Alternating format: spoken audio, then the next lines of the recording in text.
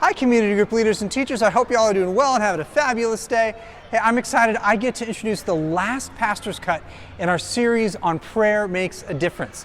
This weekend we're looking at Psalm 150, one of my favorite Psalms because it talks a lot about worship. David ends this book of the Psalms as he's praying and interceding, talking himself out of so many things, and he ends with a moment of worship. Why? Because when you're done praying and all you have left is just stuff around you, it's best to worship, to connect with God, to engage with God.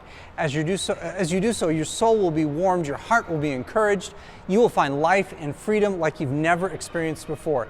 And so I want to challenge you this week as you're in your community groups and you're talking about Psalm 150, spend time talking about worship and its role specifically in and through prayer. Because worship can make a big difference. And what do you use to remind you to pray, to intercede, to do things like that? There are so many things you can use to invite you to pray. You can use clouds around you. I'm out on the patio of our 4th floor balcony of our new kids building, and there are so many things around me. There's noises of cars driving by. We have clouds in the sky today.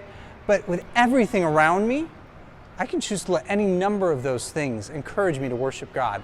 And so this week in your community group, I want to encourage you to talk about things that are around you that you use to remind you to engage with God in worship through prayer. David in his psalm points to cymbals, to flutes, harps, lyres, different instruments that he has around him at his disposal, but then he points to his very breath as a means of connecting with God. And so I pray you have a great time, a great conversation this week as you look at Psalm 150 in your community group. Hey, God bless.